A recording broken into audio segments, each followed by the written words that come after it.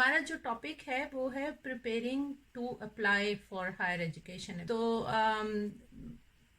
शुरू करते हैं। सबसे पहली चीज़ तो मैं हमेशा ये कहती हूँ कि आपने ज़िंदगी में कुछ भी करना है तो सबसे पहला काम ये कर लीजिए कि अपने गोल सेट कर लीजिए।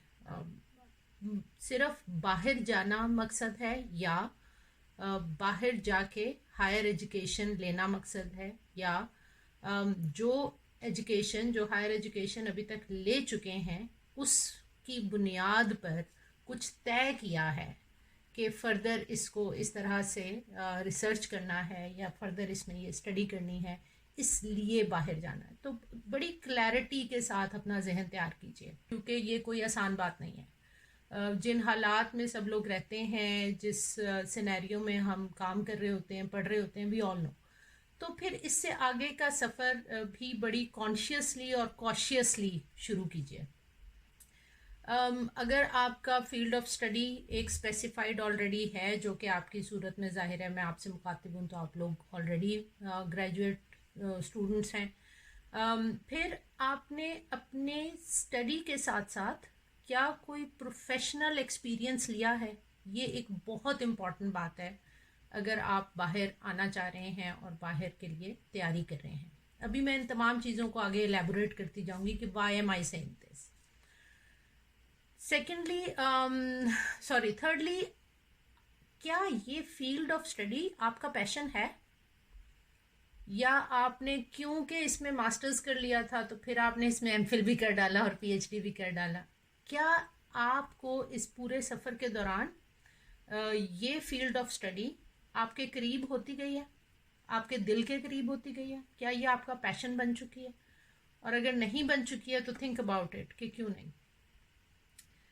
Last but not the least, अभी जब हम आगे चलेंगे एप्लीकेशन प्रोसेस में और इसमें, क्या आपने अपने फील्ड से रिलेटेड या किसी भी किस्म की वॉलंटियर वर्क में कभी पार्टिसिपेट किया है? एक तो आपका फॉर्मल रिक्वायर्ड वर्क है ना, आपकी स्टडीज़ हैं, आपका काम है, आपकी जॉब है। क्या आपने वॉलंटियर वर्क कभी कहीं किया है? अगर आपके पास कोई, जो लोग सुन रहे हैं, कोई पेपर पेंसिल है तो इन चीज़ों को अपने पास नोट कर लें। ये आपके लिए सेल्फ रिफ्लेक्शन के क्वेश्चंस हैं। मैं हमेशा जब ग्रेजुएट स्टूडेंट से बात करना शुरू करती हूँ और मैं कहती हूँ कि if you are thinking to go abroad, तो start investing in yourself. And you start investing in yourself in many ways, लेकिन 3 मेजर चीज़ें जो मैं आपके सामने यहाँ लिख रखी हैं उनको एलेबोरेट कर देती हूँ। Knowledge and skills. अगर आपने एमएस कर लिया है या अगर आपने पीएचडी भी कर ली है तो भी एक दफ़ा ऑनलाइन सर्च कीजिए आपके फील्ड में लेटेस्ट नॉलेज क्या है और आपको कौन सी स्किल्स रिक्वायर्ड हैं फर्दर एनहेंस करने के लिए। क्योंकि जब आप पाकिस्तान छोड़ के किसी और मुल्क में जा रहे होंगे तो जिन मुल्कों के लिए आप अपनी गोल सेटिंग कर रहे हैं बाहर जाने के लिए, वहाँ इस वक्त इस फील्ड में नॉलेज का क्या लेवल है, यानी नॉलेज से मुराद है रिसर्च बेस्ड नॉलेज कहाँ तक पहुँच चुका है, और वो लोग इसमें फर्दर रिसर्च कैसे कर रहे हैं या वो इसमें फर्दर काम कैसे कर रहे हैं। प्रैक्टिशनर्स रिसर्च भी होती है और एकेडमिक रिसर्च भी होती है। सेकेंडली, और मैंने हर चीज़ के आगे लिखा है personal and professional. Personal level पे भी अपनी नॉलेज और स्किल्स को इम्प्रूव कीजिए। पर्सनल लेवल पे क्या नॉलेज और स्किल्स हो सकती हैं? पर्सनल लेवल पे क्या आप कम्युनिकेट कर पाते हैं? बेशक आपकी फील्ड फिजिक्स ही क्यों ना हो, बेशक आपकी फील्ड इकोनॉमिक्स ही क्यों ना हो, एक पर्सनल ग्रूमिंग ये है कि how do you communicate with people. Personal grooming ये भी है और पर्सनल स्किल्स ये भी हैं कि क्या आप अपना एप्लीकेशन फॉर्म खुद फिल कर पाएंगे, क्या आप अपनी पर्सनल स्टेटमेंट खुद लिख पाएंगे। ये वो पर्सनल ग्रूमिंग है जो आपने अपनी करनी है। सेकेंड लेवल के ऊपर आते हैं tools and technology. Tools and technology से मुराद ये है again personal and professional. Professional ये तो मुझे पता चला कि टूल्स एंड टेक्नोलॉजीज भी अपने आप को सिखाना कितना इम्पोर्टेंट है। आपकी एप्लीकेशन में देखा जाएगा कि आप किस तरह की रिसर्च करने जा रहे हैं और आपके फील्ड में इस वक्त कौन सी टेक्नोलॉजीज, कौन से टूल्स इस्तेमाल हो रहे हैं, कौन सी मशीन्स यूज़ हो रही हैं, उसका उसका प्रोटोकॉल क्या है, उसको इस्तेमाल कैसे करना है, वो सब नॉलेज अपने आप को दीजिए।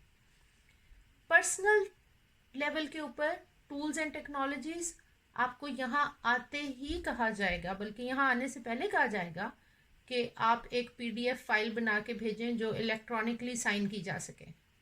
तो आपको पता ही ना हो कि अच्छा इलेक्ट्रॉनिक साइन करने के लिए कौन सा सॉफ्टवेयर यूज़ होता है। ये पर्सनल लेवल है, ये आपकी क्वालिफिकेशन की रिक्वायरमेंट नहीं है, लेकिन आपको अपने लिए ये टूल्स टेक्नोलॉजीज सीखने हैं। आपसे कहा जाए कि आपका पहला इंटरव्यू जो है वो हम फला ऑनलाइन सिस्टम के ऊपर ले रहे होंगे और आपने कभी वो इस्तेमाल नहीं किया, तो अपने आप को सिखा डालिए। ये इन्वेस्ट इन योर सेल्फ की बातें हैं। And last thing, invest in your values and डिस्पोजिशंस।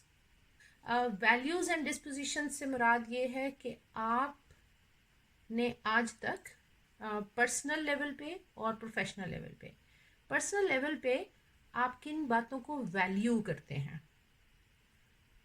For example, आप वैल्यू करते हैं कि I want to be happy. आप हैप्पीनेस को वैल्यू करते हैं।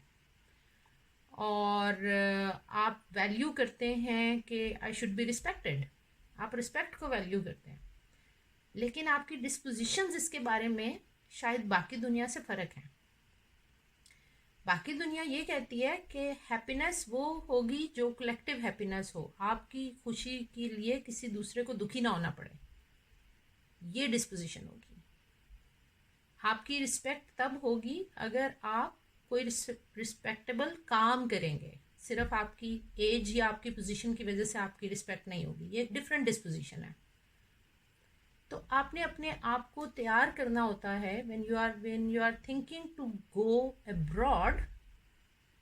तो प्रोफेशनल लाइफ के अंदर भी आपको अपने अंदर से अफसरी शायद निकाल देनी होगी, शायद आपको अपने अंदर ये बात पैदा करनी होगी कि there is not going to be any assistant available for you. आपको अपने ऑफिस स्पेस में, आपको अपनी लैब में, आपको अपने घर में जहाँ आप जाके रहेंगे, आपको सब कुछ खुद करना है। तो ये पर्सनल लेवल की डिस्पोजिशंस और प्रोफेशनल लेवल की डिस्पोजिशंस चेंज होंगी। अगर आपको डॉक्टर अफशा हुमा कहलाने की आदत है तो nobody is going to call you doctor Afsha Huma anymore, they will call you Afsha. अगर आपको अपने प्रोफेसर को डॉक्टर कह के उसके लास्ट नेम से बुलाने की आदत है तो वो कहेगा कि नहीं, आई डोंट वांट। तो आपको अपने पर्सनल और प्रोफेशनल लेवल की वैल्यूज़ और डिस्पोजिशंस को भी रीथिंक करना होगा। पर्सनल वैल्यूज़ में एक चीज़ जो बहुत कॉमन हमने देखी है, एक दूसरे के लिए दरवाज़ा खोलना। क्या दुनिया आजकल एक दूसरे के लिए दरवाज़ा खोलने को वैल्यू कर रही है या पोस्ट कोविड सिनेरियो में हाथ ना लगाने को वैल्यू कर रही है? तो think about all these things and prepare yourself. Why to learn abroad? हम बाहर जाना क्यों चाहते हैं? हम बाहर जाके पढ़ना ही क्यों चाहते हैं? तो बिल्कुल उसके बड़े सॉलिड रीजंस हैं और ये रीजंस आपके जहन में क्लियर होने चाहिए। Because in the time of selection, in the time of application, in the time of writing your statements, you have to answer these questions. सबसे पहली चीज़ ये कि वो कौन से नॉलेज रिसोर्सेज हैं जो इस वक्त आपके अपने मुल्क में अवेलेबल नहीं हैं, and you have to go abroad to get access to those knowledge resources.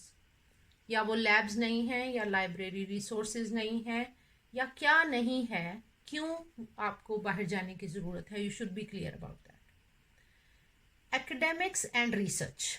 Pakistan में MS या PhD कर लेने के बाद ऐसा क्या महसूस करते हैं आप, ऐसे क्या रीजंस हैं आपके पास जिससे आपको ये लग रहा हो कि मुझे एक बेटर प्रोफेशनल एनवायरनमेंट में जाना है और मुझे बेटर रिसर्च और बेटर एकेडमिक एक्सपीरियंस लेना है? जो एकेडेमिया है यहाँ पर, वो डेफिनेटली इस वक्त रिसर्च और टीचिंग दोनों में बहुत एडवांस टूल्स और बहुत एडवांस टेक्निक्स यूज़ कर रहा है. So that can be a very good reason to go abroad and study abroad. And last but not the least, whenever somebody asks you कि why do you want to go abroad, तो मैं तो हमेशा ये कहती हूँ कि इसलिए जाना चाहिए, दूसरे ममालिक में इसलिए जाके पढ़ना चाहिए, सीखना चाहिए कि ये जो कल्चरल एक्सचेंज है इससे हम बहुत कुछ सीख पाते हैं. हम अपने ममालिक में बैठ के या अपने घर में बैठ के जैसे दूसरे लोगों को जज करते हैं, इसी तरह हम अपने ममालिक में बैठ के दूसरे ममालिक को जज करते हैं, उनकी तहजीब को जज करते हैं, उनके कल्चर को जज करते हैं. जबकि दुनिया में ट्रैवल करने से और specifically when you travel with the mindset of a learner और अ रिसर्चर, तो you get to learn a lot from other cultures as well. हमारे ओपन यूनिवर्सिटी की एक कॉन्फ्रेंस में एक प्रोफेसर आए थे ऑस्ट्रेलिया से. उन्होंने बहुत खूबसूरती से इस बात को बयान किया था कि व्हेन यू गो अब्रॉड, तो इनिशियली क्या होता है कि आप अपने कल्चर के ऐनक से उस कल्चर को देख रहे होते हैं, लेकिन थोड़े अरसे के बाद you look back at your culture with a reflective and critical mindset as well. ये बिल्कुल उन्होंने तशबीह ये दी थी कि ये ऐसा है जैसे आप हमेशा ज़मीन पे खड़े होकर चांद को देखते रहे हैं, तो आपको मौका मिल जाता है कि आप चांद पे खड़ा होकर ज़मीन की तरफ देखें. तो that's a completely different perspective. तो मैं कल्चरल एक्सचेंज को इसलिए भी बड़ा इंपॉर्टेंट समझती हूँ कि when you go to different countries for higher education, you get a chance to look back at your own culture with a reflective and critical mind कि अच्छा हमें भी कहाँ कहाँ खुद को चेंज करने की ज़रूरत है. And you definitely go there and share the positive aspects of your culture as well. तो आप अपने कल्चर का एम्बेसडर भी होते हैं. आप पीएचडी के लिए या आप पोस्ट डॉक्टोरल रिसर्च के लिए पाकिस्तान से बाहर जाएंगे, तो आपके जहन में ये सवाल रहेगा कि क्या हमें पाकिस्तान वापस जाना चाहिए, या आपसे लोग बार बार पूछेंगे कि क्या आप वापस पाकिस्तान जाएंगे. तो दो तीन बातें हैं. सबसे पहली बात, अगर आपने एक ऐसा स्कॉलरशिप लिया है जिसकी कंडीशन है कि वापस पाकिस्तान जाना है, फॉर एग्जांपल फुल ब्राइट है, और आप ये कमिट करके चले हैं कि मैं वापस पाकिस्तान जाऊंगा, यहाँ पर आपको बहुत अच्छी जॉब ऑफर हो जाती है और आपको लगता है कि ये जो 70-80 लाख रुपया मुझे वापस करना है, ये तो मैं ऐसे कर दूंगा 2 महीने में, तो ये तो मसला ही कोई नहीं है. तो मैं रिक्वेस्ट ये करती हूँ कि ये मत कीजिएगा. ये इसलिए ना कीजिएगा कि डेवलप्ड कंट्रीज़ के स्कॉलरशिप पाकिस्तान को या पाकिस्तानी स्टूडेंट्स को जब इस शर्त पे दिए जाते हैं कि you will go back and serve in the country, उसका रीज़न ये है कि वो स्कॉलरशिप आपको नहीं, आपके मुल्क की डेवलपमेंट के लिए दिया गया था, आपको ट्रस्ट करते हुए. पहली बात. दूसरी बात, बहुत सारे ममालिक फिर स्कॉलरशिप्स देना कम करते चले जाते हैं, ये देखते हुए कि जो लोग अपनी कमिटमेंट पूरी नहीं कर रहे. तो एक तो अपनी स्कॉलरशिप की कमिटमेंट पूरी करने के लिए ज़रूर वापस आएं अगर आप कोई ऐसी कमिटमेंट करके गए. सेकेंडली, उस सूरत में ज़रूर वापस आएं if you have a family commitment. मुझे पीएचडी के दौरान जब भी कोई पूछता था कि आप लोग यहाँ देर लगाते हैं, आप जल्दी वापस जा रही हैं, मैंने 4.25 साल में पीएचडी ख़त्म कर दी थी, जबकि मेरे पास 5 साल तक के रहने की गुंजाइश थी. तो मैं हमेशा कहती थी कि I know my mother is waiting for me.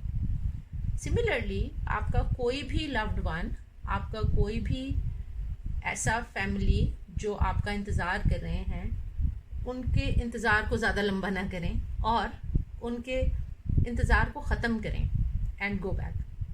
अपनी फैमिली कमिटमेंट को पूरा करें.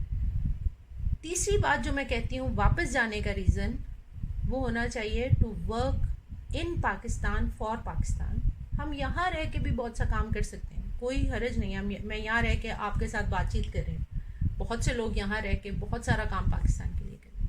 But when you go back with all that learning and with that cultural exchange and those skills and dispositions, you become a change agent. You go and not only work but you bring that change, जिसका हमने शुरू में कहा था कि वो academic culture, वो research जो अभी तक पाकिस्तान में नहीं हो रही, वो आप वापस जाके शुरू कीजिए। अब ना जाने के क्या रीज़न हो सकते हैं, और कोई हर्ज नहीं है अगर आपके पास इनमें से कोई रीज़न है। जब आपकी कोई ऐसी कमिटमेंट नहीं है, आपने कोई ऐसी कमिटमेंट नहीं की हुई कि मुझे वापस जाना है, और आपको एक अच्छी जॉब ऑफर होती है, तो ज़रूर कीजिए और ज़रूर रुक जाइए। अगर आपने लोन लिया है तो डेफिनेटली रुकिए, लोन पूरा करके जाइए। पाकिस्तानी करेंसी में आप ये लोन पूरा नहीं कर सकेंगे। अगर इन्होंने आपको ये वेवर दे भी दिया कि ठीक है वापस जाके 5 साल में लोन पूरा कर देना, तो आप बहुत बुरे फाइनेंशियल क्राइसिस में फंस जाएंगे। And last but not the least, हम सबको एज ह्यूमन बींग्स ये हक हासिल है कि हम अपनी ज़िंदगी को बेहतर से बेहतर करें।